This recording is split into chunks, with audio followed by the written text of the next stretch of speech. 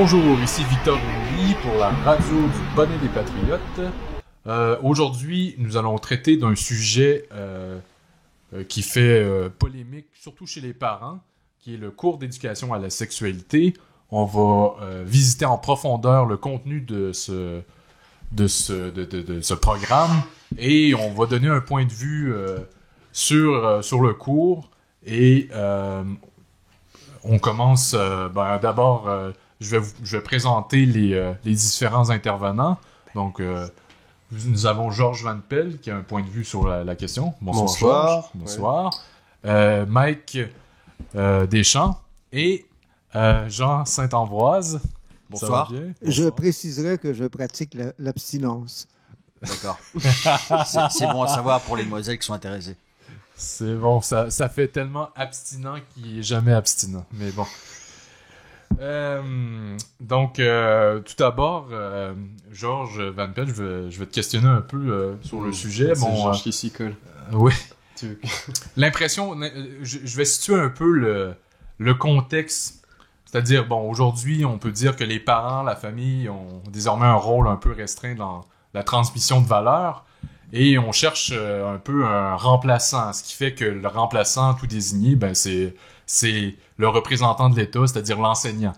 Et puis, c'est ce qui fait que, comment dire, le rapport à la sexualité, on entend souvent « Ah, mais les parents s'en occupent pas, donc le cours d'éducation à la sexualité, ça peut être bénéfique pour les jeunes. » Mais nous, on va aller un peu plus en profondeur. Et la première question que j'avais à poser, qu'est-ce qui fait qu'imaginer aux politiciens et fonctionnaires que l'enseignant est plus compétent que le parent pour guider des enfants en ce qui a trait à la sexualité? Alors déjà, je vais rebondir là-dessus. C'est pas que les enseignants, c'est toute une série d'acteurs sociaux qui désormais endossent des responsabilités qui avant étaient dévolues à la famille. Tout à fait. Pour ceux qui ont lu Christopher Lasch, la culture du narcissisme, c'est ça? C'est la culture du narcissisme.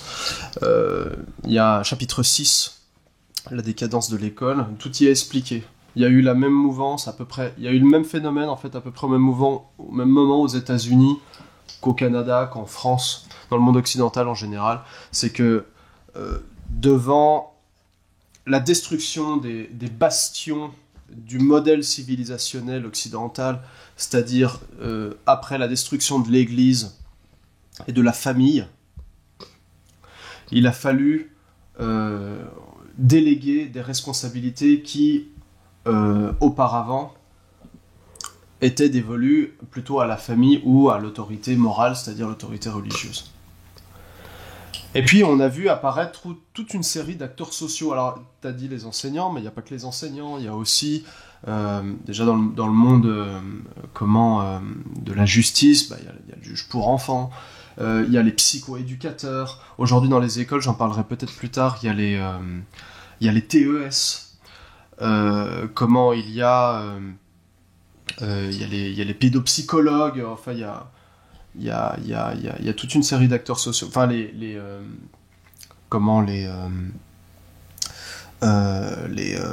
assistantes sociales. Mais c'est vrai que l'enseignant fait beaucoup parler parce que justement il y a des élections, donc il y a des réformes et il y a des programmes, et c'est aux enseignants de finalement de porter la responsabilité de donner ces programmes, et puis c'est à eux qu'on donne cette responsabilité là. Et ils vont devoir subir des formations et des formations qui vont se développer. Tout ça, c'est très compliqué. Oui. Alors, il y a l'enseignant à qui on demande d'à peu près tout faire aujourd'hui. Oui, c'est ça. Quand il n'y a personne pour éduquer, ça prend un substitut. Donc, l'enseignant... Alors, l'enseignant doit instruire. Oui. L'enseignant doit éduquer. L'enseignant doit former. Ça, c'est dans les programmes du ministère, d'accord ? C'est les mots qui sont utilisés par le programme du ministère. Maintenant, il faut former, c'est-à-dire développer des aptitudes, des compétences qui sont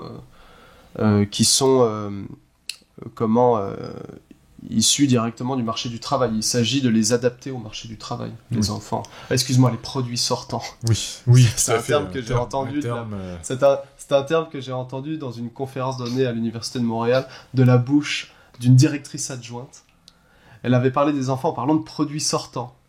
Ouais, nous, à la commission Laval, on parle beaucoup de produits sortants. Alors, les produits sortants, voilà, pour ceux qui ne savaient pas, c'est les enfants. Vos enfants sont désormais des produits sortants. Oui, donc autrement Voilà. dit, Les marchandises toutes faites pour le marché du travail. Et il s'agit aujourd'hui de les former pour le marché du travail. Mais je reviens sur si l'éducation on se sexuelle. fie à ce que la vice-directrice nous dit, c'est-à-dire que les théoriciens du cours d'éducation à la sexualité, est-ce qu'elle était dans les personnes...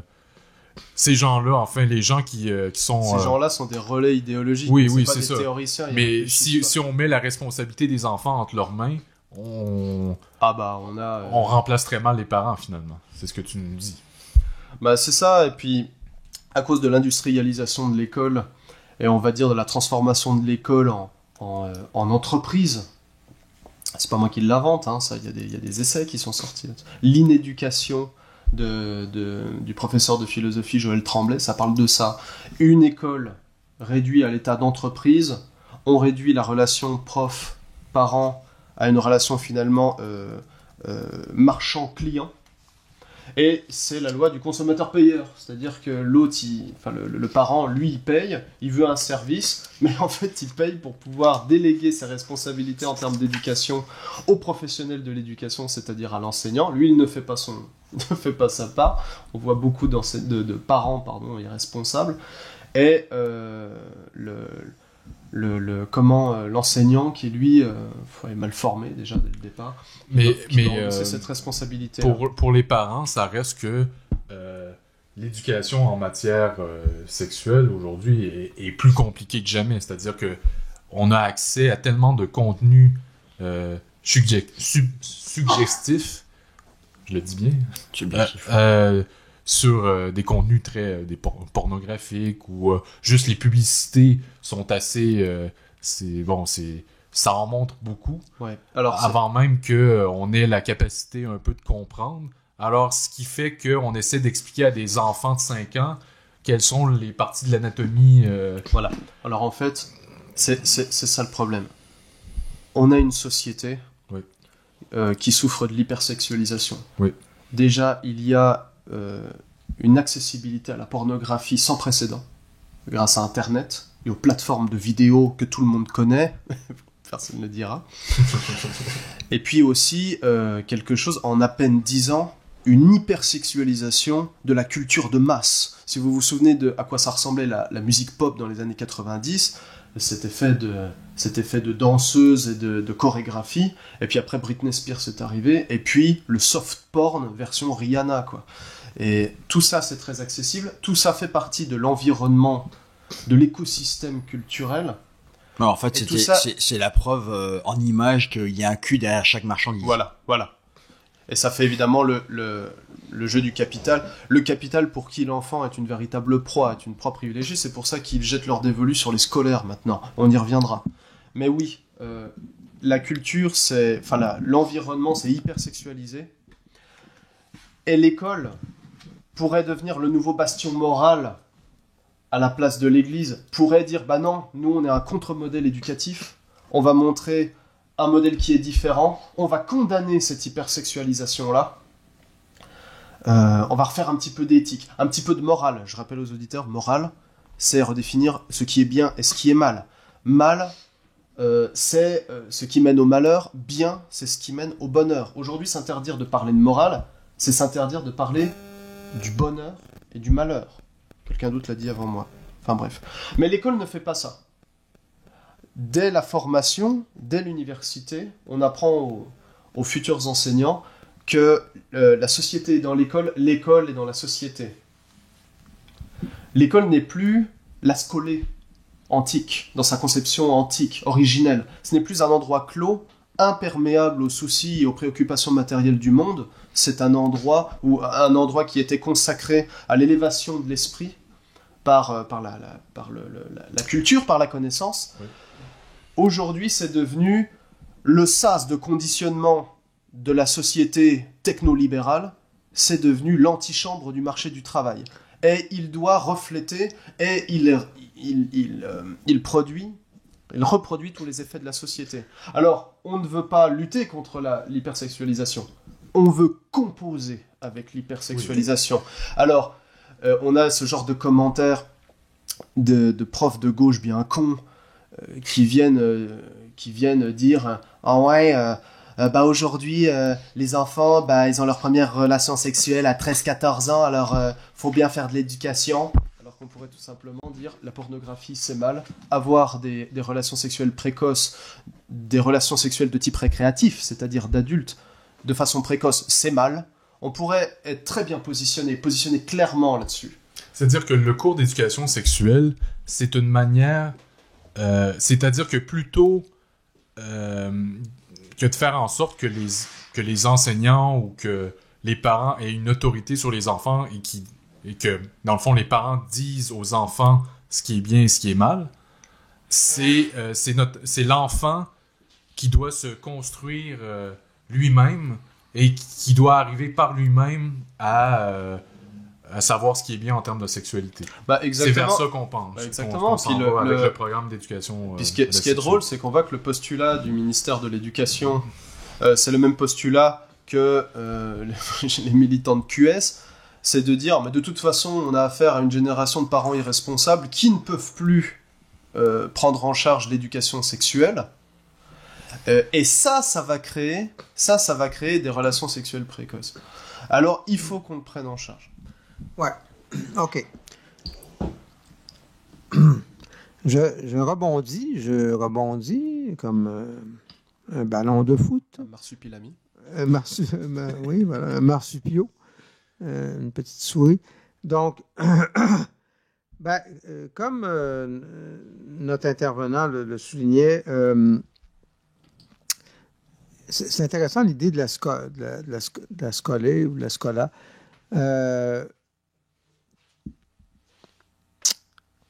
Effectivement, dans le monde antique, bien que c'était plutôt les enfants des classes supérieures qui avaient accès à l'éducation, il y avait cette idée-là du temps béni de l'école, de l'éducation, où justement l'enfant, il est nourri par ses parents, puis il est éduqué par ses éducateurs. Il n'y a pas à se soucier non seulement du marché du travail, mais des vicissitudes de la société, du monde des adultes.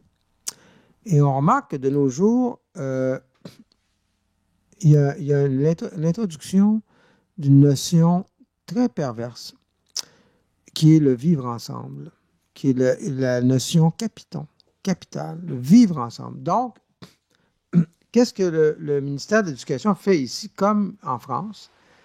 C'est que de plus en plus, on minimise l'instruction au profit de l'inoculation d'un vivre ensemble. Alors,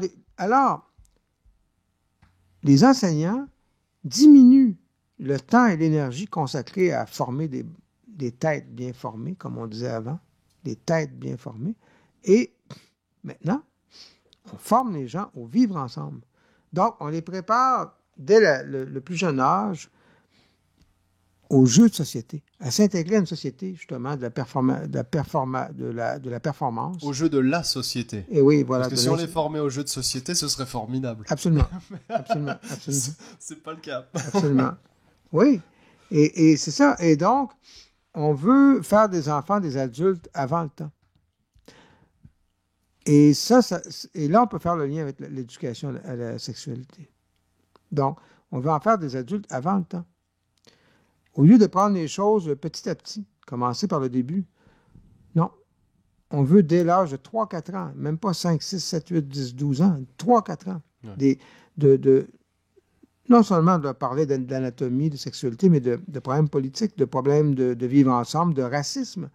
Et maintenant, je rebondis sur un dossier connexe à l'éducation sexuelle, qui est la propagande en faveur de la transsexualité. Mm-hmm. Maintenant, qui va s'inviter dans les maternelles.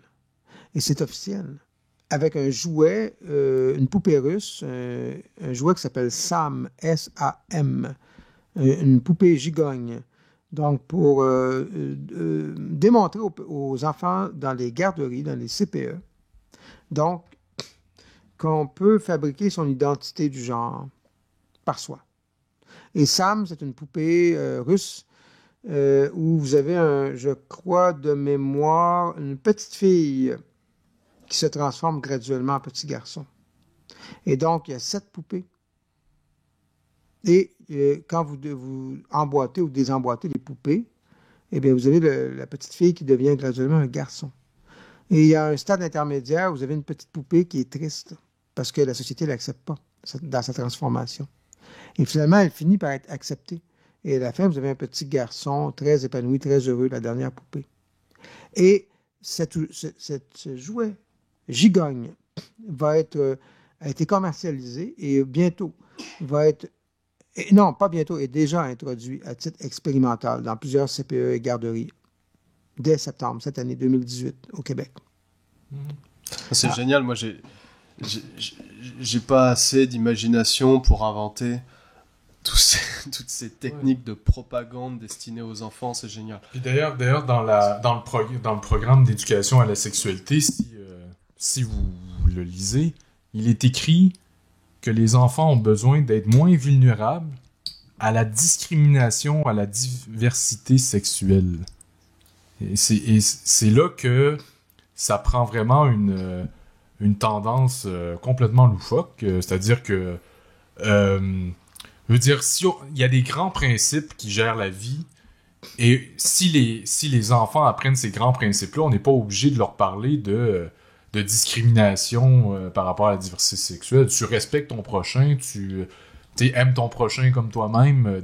C'est déjà assez pour les enfants. C'est pas obligé de parler de la diversité sexuelle, parce que quand on parle de diversité sexuelle, là, c'est très restrictif. On n'a plus le droit de rien dire, autrement dit. Puis les enfants, voilà, le petit monsieur, il est pas sûr qu'on est un monsieur ou une madame. Qu'est-ce qui vous fait dire que je suis un... En fait, à mon avis, à travers l'éducation sexuelle, on est en train de transposer un débat politique dans l'arène de l'éducation. C'est exactement comme la pornographie. Vous savez, des études très sérieuses sur la pornographie ont établi que la pornographie, le but de la pornographie, mis à part de faire du fric et de conditionner les gens, était d'inoculer des valeurs. Que ce soit des valeurs de violence, de contrôle, de fétichisme. Autrement dit, le but de la pornographie commerciale n'était pas le sexe. Donc, c'était d'inoculer des valeurs et des comportements et de prendre en charge les affects des gens pour en faire des dépendants affectifs. Et dire l'esclavage sexuel, c'est bon. Le sadomasochisme, c'est bon. Et le fétichisme, c'est bon. Ouais, c'est de tellement brouiller finalement les frontières des repères. Une sexualité, on va dire, normale, d'une sexualité débridée, d'une sexualité fétichiste, etc., qu'au bout d'un moment, tout est relatif, et puis c'est toujours la liberté de l'individu qui prime là-dessus. Peut-être que j'aurais dû commencer par ça, peut-être pour, après avoir survolé le sujet... parce que j'aimerais que cette émission soit aussi pédagogique pour les parents. On parle beaucoup de ce cours, ça montre déjà qu'il y a une confusion, de ce cours d'éducation à la sexualité. C'est un programme d'éducation à la sexualité. Je pense que très rapidement, il serait temps de résumer en fait de quoi on parle vraiment. Je viens de décrire une école qui était complètement perméable aux influences extérieures. Il s'agit de composer avec la société, dans tous ses aspects, autant culturels qu'économiques, on doit répondre aux besoins du marché, etc. J'ajouterais que le ministère de l'Éducation, aujourd'hui, finalement n'a plus d'idées, il va toujours chercher ses idées ailleurs. Dans l'OCDE, dans le modèle français, aux États-Unis, on nous balance le programme, par exemple, de finance au secondaire, qui n'est qu'un cours de propagande pour conditionner les élèves finalement à l'économie capitaliste. On avait déjà le cours d'ECR qui fait beaucoup jaser dans les chaumières. Et maintenant on a ce programme d'éducation à la sexualité. Qu'est-ce que c'est que ce programme d'éducation à la sexualité ? Premièrement, je rappelle aux parents, il y a toujours eu de l'éducation plus ou moins à la sexualité. C'était des contenus de cours. C'est-à-dire que c'était déjà prévu dans les différentes matières. Par exemple, en sciences, il était normal de voir, à la 4e année, la reproduction des animaux, pour ensuite voir plus loin la reproduction des êtres humains. Il y avait un chapitre sur la contraception, etc. Il y avait parfois des intervenants qui venaient pour parler spécialement de la contraception. On s'en rappelle tous, on le sait. Donc ça, c'est pas quelque chose de nouveau. C'est pas quelque chose qui a été introduit par le programme d'éducation à la sexualité. C'était possible qu'on aborde des sujets sociétaux, en éthique et culture religieuse, en français. Ça non plus, c'est pas nouveau. Et on sait très bien que le cours d'éthique et culture religieuse en particulier a toujours été là pour distiller une certaine idéologie multiculturaliste ou alors des minorités, etc. Enfin bref. Mais là, on fait un programme. On fait pas un cours. Il faut que les parents comprennent. Il n'y a pas un nouveau cours dans l'horaire qui va apparaître. Entre le cours de français et le cours de maths, il va pas y avoir le cours d'éducation sexuelle avec un prof formé à l'éducation, un spécialiste formé à l'éducation sexuelle. Ou un intervenant sexologue en éducation sexuelle. Non, c'est pas ça. On a un programme avec des notions qui sont distribuées donc du préscolaire jusqu'à la fin secondaire, et ces notions, on doit les enseigner durant les cours dévolus aux autres matières, donc à toutes les matières déjà existantes. Ce qui empêchera en plus les parents d'enlever leurs enfants de certains cours, quoi, puisqu'on ne sait pas apparemment quand est-ce que ça va se passer. On ne sait même pas quand ça va se passer exactement. Est-ce que ça va se passer pendant le cours d'éthique et culture religieuse, de français, ça c'est de sciences, ça c'est à la discrétion du prof. À mesure de 15 heures annuelles, on doit totaliser 15 heures d'éducation sexuelle à l'année. Alors, en français, on peut l'imaginer, on va traiter un sujet sociétal, peut-être sur, je sais pas moi, le respect d'autrui, des homosexuels pour pas le dire, ou en sciences, ça va être toujours la contraception, etc. Il y a d'autres chapitres, il y a d'autres thèmes que je vais lister maintenant. On doit faire 15 heures là-dedans. Et il y a des matières où, évidemment, on peut pas inclure ces notions d'éducation sexuelle, quoi. En éducation physique, je vois mal comment on pourrait faire de l'éducation sexuelle. Ou alors, je sais pas, en maths, on va, comme l'a dit un certain chroniqueur de la radio, on va compter les pénis. En sport, on va faire du couille-ball. Enfin, je sais pas vraiment ce qu'ils vont nous inventer. Ils veulent aborder 4 thèmes dans ce programme d'éducation sexuelle. La vie affective et amoureuse, on va parler des relations homme-femme, pour le dire plus simplement. Oui, puis... Deuxième thème sur les agressions sexuelles, excuse-moi de t'interrompre, agressions sexuelles. Donc on va former les gamins à reconnaître une agression sexuelle, à y faire face. Parce qu'il y a un terme important, je voulais, juste parce que c'est vraiment en lien à ce que tu disais, la promotion de la relation égalitaire. C'est dans le programme. C'est écrit tel quel. Enfin, j'y arrive. C'est quoi une promotion égalitaire? Il y a 4 thèmes qui sont abordés, d'accord, dans ce programme. Il y a 4 couleurs différentes. Les gens peuvent trouver les documents sur Internet. Vous tapez seulement MES, M-E-E-S, d'accord, ministère de l'enseignement. L'éducation supérieure, je sais plus. Ça change d'acronyme tous les ans, de toute façon. Et puis, ils vont trouver les documents. Premier thème, vie affective et amoureuse. Deuxième thème, agression sexuelle. Troisième thème, croissance sexuelle et image corporelle. Là, il s'agit finalement de préparer les enfants aux changements provoqués par la puberté. Et puis enfin, quatrième thème, identité, rôle sexuel et normes sociales. Bon, là, on est dans l'acceptation des différences, puis ça peut contenir tout ce que tu veux. Hein. Ça peut être les genres, c'est l'idéologie du... En gros, c'est l'ingérence de l'idéologie du genre dans l'école, quoi. Voilà, c'est ça. Et pour terminer... Et ça, les parents qui veulent essayer d'esquiver un peu le programme d'éducation sexuelle doivent le savoir. C'est pas évalué. C'est pas évalué dans le bulletin avec des notes. Les établissements scolaires doivent garder des traces. Ils doivent être capables de montrer des traces au ministère. Ça veut dire quoi, garder des traces, Van Pelt? Ça veut dire, je sais pas moi, par exemple, on a vu... Un prof de français a décidé de découper une coupure de journal qui parlait d'un cas de discrimination envers un homosexuel. Il a fait faire une rédaction dessus. On va garder la rédaction, on va faire un lien avec une notion, on va dire que voilà, cette notion a été évaluée. Et puis ça, on va le montrer au ministère, l'affaire est réglée. Mais il y en a pas mal de notions quand même. Donc il faut vraiment que les évaluations soient bien préparées, qu'elles évaluent exactement les notions qui sont prévues dans le tableau. Voilà. le programme d'éducation sexuelle a officiellement commencé cette année en septembre, mais en fait, c'est la formation des professeurs qui a commencé en septembre. Les cours, le contenu, lui, il commence vraiment que maintenant, ou alors ça devrait être vu en profondeur après les vacances de Noël. Voilà, vous voulez réagir, monsieur? Oui, alors, allons-y.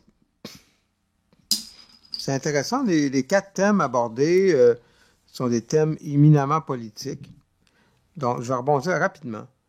D'entrée de jeu, ce que je remarque dans notre culture, je ne sais pas comment l'appeler, occidentale et catholique, la sexualité a toujours été un thème pas nécessairement tabou, mais relativement proscrit. Bon. Anciennement, je ne sais pas pour ce qui est des femmes, mais pour ce qui est des hommes, il n'y avait pas d'éducation sexuelle, ni à l'école, ni à la maison. Qu'est-ce qui se passait, c'est qu'à l'adolescence, le père amenait le garçon dans un bordel, ce que je ne considère pas être une éducation sexuelle. Donc, l'Occident, et ça c'est des anthropologues, pas juste des sexologues, des anthropologues, toute quantité de scientifiques ont démontré qu'en Occident, la sexualité, finalement, était, je sais pas moi, une pratique des relations intimes. La sexualité était très pauvre, très maigre. Les gens apprenaient sur le tas via la pornographie, via les bordels, mais il n'y avait qu'une élite, finalement, qui consultait sur le Kama Sutra, sur ci, sur ça, des pratiques tantriques. On avait une élite, finalement, et qui avait voyagé. Parce que si on va en Orient, et ma digression est importante, si on va en Orient, on a une culture de la sexualité. On a non seulement une pratique, un enseignement, on a une culture de la sexualité, on a un érotisme. D'ailleurs, en Occident, on se retrouve plutôt avec une pornographie. On a un érotisme qui est plutôt pauvre. Je pense qu'il y a un déficit. Donc, maintenant, comment combler le déficit, c'est une grande question. Est-ce que c'est la famille de le faire à l'école, les deux? On a un déficit. Et donc, depuis l'après-guerre, Deuxième Guerre, on a eu, comme Van Pelt le mentionnait tout à l'heure, dans le fond, des cours, je ne sais pas moi, d'introduction à la sexualité plutôt sommaire. Voilà, c'est un pénis, c'est une vulve, c'est un condom. C'est pas très raffiné. Il n'y a pas beaucoup d'amour. C'est-à-dire c'était la sexualité reproductive. Et voilà. Là, on parle d'un programme d'éducation à la sexualité récréative, c'est-à-dire une sexualité d'adulte. Oui, non, je comprends, mais sans vouloir faire le fauteur de trouble, je ne suis pas nécessairement contre cette idée de sexualité récréative, tu vois. Non, mais c'est pas d'être contre la sexualité récréative. Ce que veut dire, c'est que enseigner la sexualité récréative puis la pratiquer, c'est deux choses. Enseigner, mais ce que j'explique, c'est que... C'est bizarre. Oui, mais ce que j'explique, c'est que on a un déficit de... On a un grave déficit en Occident de... comment on pourrait dire ça? D'enseignement ou je trouve pas le terme, tu vois? D'enseignement, on a un grave déficit de culture sexuelle. Très gravissime. Bon. Mais moi, le problème que je vois dans ce programme, c'est plutôt ce que je vois. Je ne trouve pas que c'est un programme d'initiation à la sexualité. Je trouve que c'est un programme où on plaque des notions politiques. En fait, c'est plutôt un programme d'initiation aux théories du genre et à la politisation de la sphère sexuelle. Tout à fait. Donc, c'est comme mon propos tout à l'heure. Parce que finalement, quand on prépare l'enfant, quand on l'informe sur la violence sexuelle, qui n'est pas contre les pédophiles autour de cette table? Je veux dire, oui, on a envie que notre gamin soit informé là-dessus, qu'il sache reconnaître ce qu'est une agression sexuelle, qu'il sache parler, évidemment, c'est pas... Donc, il faut bien... Mais ça va dans le sens contraire de ce que toi, tu préférerais, c'est-à-dire une sexualité saine, c'est pas une sexualité politisée. De un, et de deux, c'est sûr que si on prend des gamins de 2, 3, 4 ans, on leur enseigne pas à copuler le Kama Sutra, c'est pas ça. Mais on va d'abord leur enseigner à être bien les uns avec les autres, à se respecter, on fait un câlin, on fait une sieste, on va plutôt C'est le vivre ensemble non maçonnique qui fait sens. Tu sais. Il y a un vivre ensemble. On n'est pas seul dans sa bulle. Mais la sexualité, à proprement parler, ça s'aborde peut-être à la préadolescence, à mon avis. Tu vois? Mais c'est d'amener les gens vers une sexualité saine. C'est la reproduction, c'est le plaisir, c'est la découverte de l'autre sexe, d'une autre dimension. Et ce qui est extraordinairement malheureux, c'est de voir tous ces adolescents qui sont condamnés à devenir très tôt dépendants de la pornographie ou à violenter des jeunes filles ou à se violenter eux-mêmes ou à être victimes de pédophiles. Parce que justement, il y a le passage de la préadolescence à l'adolescence a été raté complètement. Il n'y a pas eu aucune prééducation, aucune éducation, aucune... Et puis finalement, on est dans une sexualité non seulement qui est politisée, mais en plus qui est complètement robotique. Tu sais, Jean, si on veut essayer d'analyser les causes profondes qui mènent au programme d'éducation sexuelle, ici comme ailleurs, si on fait de la sociologie de réseau, cher à Mike Deschamps, là, on remonte au même programme qu'en Europe, puis on remonte à l'OMS, et puis à... C'est quoi, c'est l'UNESCO ? C'est l'UNESCO. Et au-dessus encore, Kinsey. Oui, puis les loges, parce que tout ça fait partie d'un programme, encore une fois, qui est progressiste, et qui va dans le progressisme de la maçonnerie progressiste.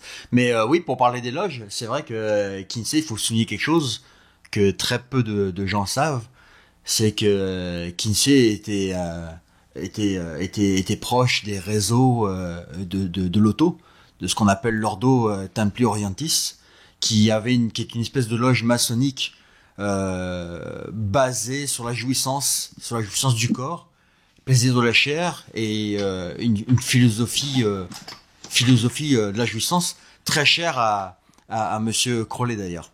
Oui. Donc il faut savoir ça. Donc on peut faire un lien. Est-ce qu'il y a une philosophie qui se cache derrière l'éducation sexuelle, c'est la jouissance, etc. Est-ce que Kinsey est arrivé à ces résultats tout en ayant été imprégné d'une philosophie Mais peu importe la philosophie, c'est-à-dire que non, mais ça veut dire que c'est malsain. Déjà dès le départ, c'est malsain. C'est-à-dire que c'est vrai que la philosophie est malsaine, mais quand tu regardes les tests qu'il a fait, c'est-à-dire masturber des enfants et d'essayer de prouver que des enfants pouvaient avoir de la jouissance et des orgasmes en très bas âge.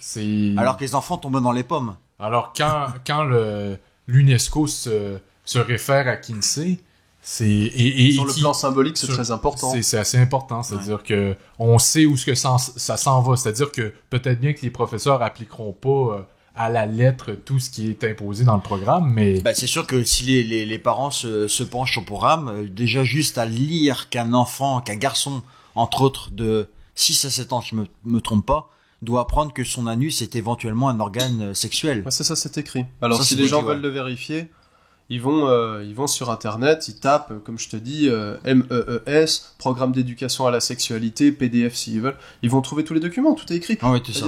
Alors... Évidemment, les profs du Québec, eux, ce sont pas des tenants de la théorie de Kinsey, ce sont pas des francs-maçons. Eux, ils sont déjà mal formés, c'est déjà des imposteurs pour le reste.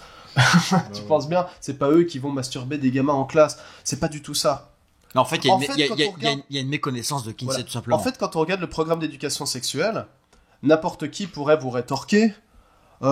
Mais il n'y a rien de franchement explicite là-dedans, à part 2-3 trucs. Oui, effectivement, est-ce qu'il faut parler de scrotum ou d'anus comme organe sexuel au préscolaire ou au début du primaire, je sais plus, faut que je regarde.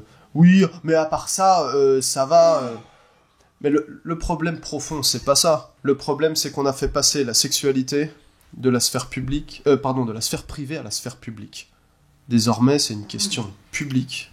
Oui, c'est une éducation qui est dévolue à des acteurs extérieurs à la famille. Et ça, c'est quelque chose de révolutionnaire. Ça, c'est un grand changement. Mais un changement aussi qui nécessite une réaction, je dirais, c'est l'omniprésence déjà de la pornographie, de tout ce qui est publicité très explicite, tout ça. C'est-à-dire que il n'y a jamais personne qui se penche sur l'idée. Il n'y a aucun politicien qui se penche sur l'idée de peut-être restreindre l'accès à Internet. C'est déjà... ça serait... C'est-à-dire qu'il y a des sites, normalement, qui ne seraient pas censés être accessibles. Et ça peut être les parents aussi qui le font chez eux. C'est pas possible. Ouais. Mais c'est ça. Comment ça se fait que c'est pas possible? Bah, comment ça se Il y a fait? personne... Déjà, on est très mal placé pour comment mais non, mais écoute, Mais bien, y avait- on est très mal placé pour encenser des politiques comme ça, puisque nous, Il y avait quand même, on Au avait pays. parlé de ça pendant les élections, Oui. le programme de Québec solidaire qui disait qu'il ne fallait pas faire, je me rappelle bien de la promotion de la sexualité, Ah, un oui, peu, oui, tu oui. te rappelles de ça, on avait parlé de ça. Mais bon, en même temps, Québec solidaire Ouais. est le premier à aller voir Ouais. les défilés homosexuels à Montréal, donc Oui, oui. la fierté gay. Et moi, je vais revenir à faire le fauteur de troubles. D'accord. Ouais. Ce qui m'embête, c'est pas. Bien sûr, il y a une propagande qui est faite en direction d'enfants d'âge très précaire. Pour moi, c'est pas l'initiation à la vie sexuelle qui me dérange. C'est plutôt le fait, l'inoculation de valeurs politiques à travers l'éducation sexuelle, ok? La politisation de la sphère sexuelle, et aussi le fait de vouloir rabaisser, ramener l'âge du consentement et tout le plus jeune possible, tu vois, pour banaliser. En fait, qu'est-ce qui se passe? C'est qu'on a une, sans vouloir faire le philosophe à Saint-Bal, on a une objectivisation du corps humain. L'être humain devient un objet monnayable et corvéable à merci. Et ce qu'on veut aussi apprendre aux enfants, c'est que dans le fond, la sexualité est... ça n'a plus rien de sacré, ça n'a plus rien d'intime, ça n'a plus rien de sensuel même. Ça devient une activité comme une autre. Le plus tôt sera le mieux. Donc, on veut finalement, in fine, ramener la sexualité dans la sphère des rapports de production. Il faut arrêter d'opposer moralité ou, comment on dirait ça, quelqu'un qui a peur du sexe, on appelle ça un puritain. Puritanisme et esprit libertaire. Il faut arrêter d'opposer ça. La question n'est pas là. Elle est qu'on veut banaliser la sexualité, on veut l'inoculer chez les enfants le plus jeune possible pour que ça devienne un donné du marché. bien sûr. Et aussi apprendre aux enfants, tu peux baiser avec qui tu veux, quand tu veux, n'importe quand, et éventuellement même tu peux vendre ton cul. Parce qu'il y a ça aussi, qui est peut-être certainement pas dans le programme, mais il y a cette notion-là qui est là. Oui. Autrement dit, la sexualité, ce n'est pas... Les relations sexuelles de type contractuel. Et voilà. Comme ça que et voilà, ce n'est pas un outil de croissance personnelle, intime, hormis la sphère de la reproduction, comprenez-vous? Au niveau du développement personnel. Non. La sexualité devient un outil de négociation économique. C'est ça qui est grave. C'est le Marquis de Sade. Oui. Le Marquis de Sade, c'est très libéral. Ah, ça c'est brillant, c'est brillantissime. Et c'est là, et voilà. Et c'est là où on voit se profiler, in fine, la légalisation de la pédophilie. Là, on le voit. À partir du moment qu'on recule les âges le plus loin possible, jusqu'au poupon, jusqu'à la pouponnière. On désacralise la sexualité enfantine. Au complet. Et donc, on ouvre les enfants au marché du sexe. Et l'enfant, comme on a tassé les parents, on a tassé la jurisprudence des parents, toute morale, l'enfant est laissé à son libre arbitre. Alors, si l'enfant dit « je veux coucher avec le monsieur de 80 ans », il n'y a pas de problème. Le monsieur de 80 ans va dire « je vais t'acheter des bonbons pour les 5 prochaines années à venir ».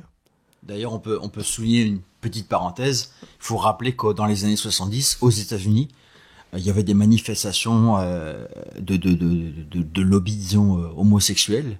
Et parmi ce lobby-là se cachait un autre lobby, le lobby des homosexuels qui militait pour la pédophilie. Ça, faut le savoir aussi. Ouais, des cas similaires en Europe aussi. Ouais. Ben, voyez-vous, l'idée étant de comprendre, non pas de façon rabique, primaire, de dire « Ah, les méchants pédophiles, les méchants ci, les bons, de comprendre que l'idée principale, c'est d'aplanir toutes les différences, d'araser, encore une fois, je reviens à mon terme fétiche, toutes les différences. Ce sont On est toujours dans une notion d'égalitarisme. Oui, ce sont les théories du genre. Tu vois?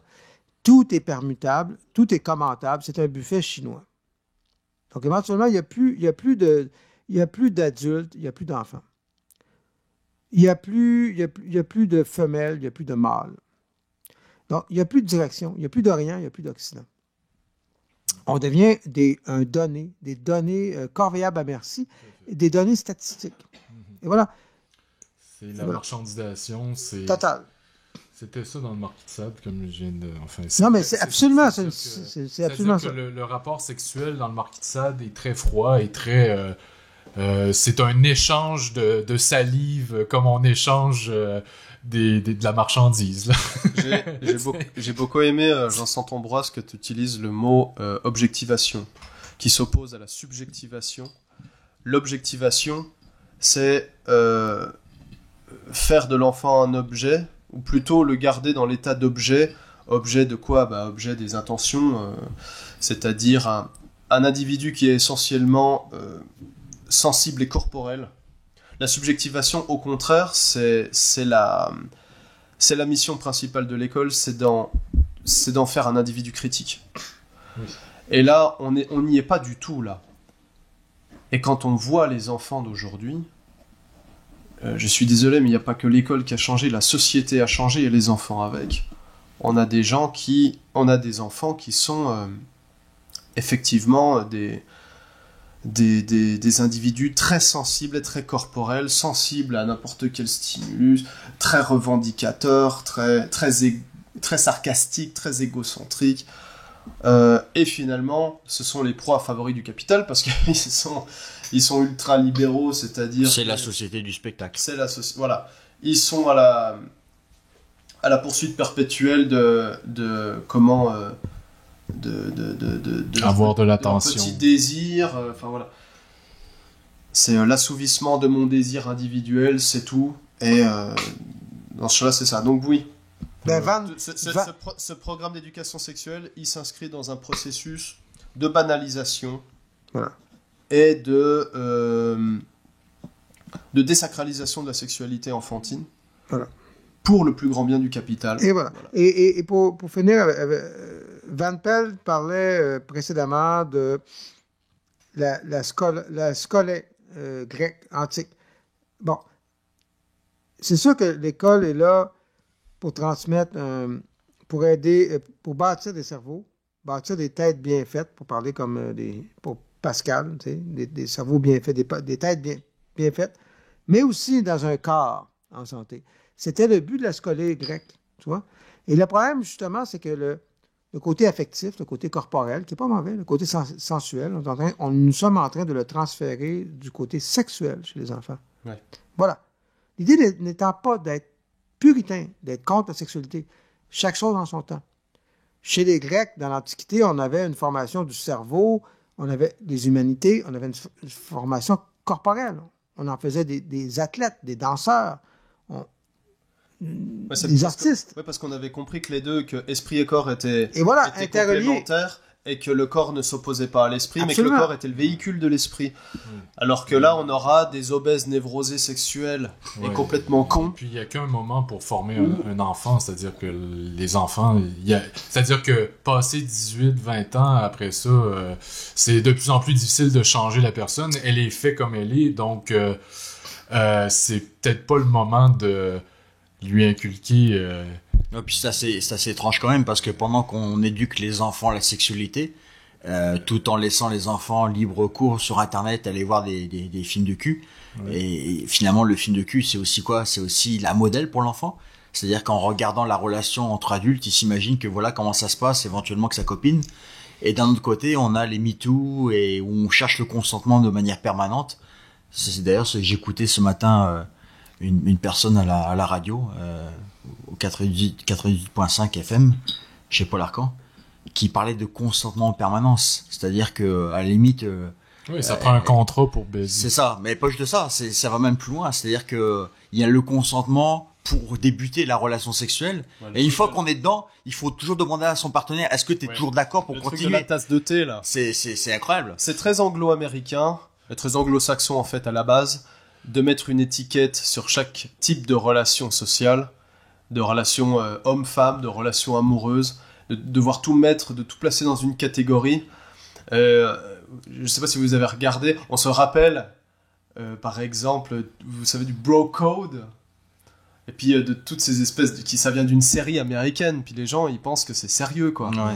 Et de toutes ces catégories de oui, alors elle c'est alors aujourd'hui on parle comme ça dans ces termes-là. Je suis en relation avec elle. Je suis en relation avec avantage ou privilège. C'est ma fuck friend. Friend with je la vois régulièrement, mais je suis pas en couple avec. C'est le mot qui prime sur les actes, ce qui n'a absolument aucun sens, et qui est complètement l'inverse de la vision, on va dire, un peu plus latine. On va finir. Ben, j'ai le mot de la fin. Je vais le finir. Non, mais je peux pas me Jean restreindre. Saint-Ambroise, enfin. Ben, Oui, écoutez, depuis belle lurette, je convoite la femme de mon concierge, mais mon concierge étant fort musclé et peu apte à la discussion, j'ai décidé donc de m'abstenir et je pratique désormais l'abstinence proactive. Mais pour finir, et je voulais rebondir sur ce que disait Mike tout à l'heure, les relations sexuelles, ça va bientôt être un peu comme les relations sadomasochistes. Il va falloir un mot de code pour quand ça se termine et quand ça commence. Et là, Poulet! Ouais, pour terminer l'émission, ça prend un mot de code. Pour terminer l'émission, ça prend un mot code. Parce que sinon, tout le monde continue et ça finit jamais. Alors, quel est le mot code? Poulet? C'est dans le choke. Allez, je sais pas si t'as vu le choke. on finit. Au revoir tout le monde. Merci. À la prochaine émission du Bonnet Merci, des Bad Bad. Patriotes. Et portez-vous bien. Au revoir. Je suis ému.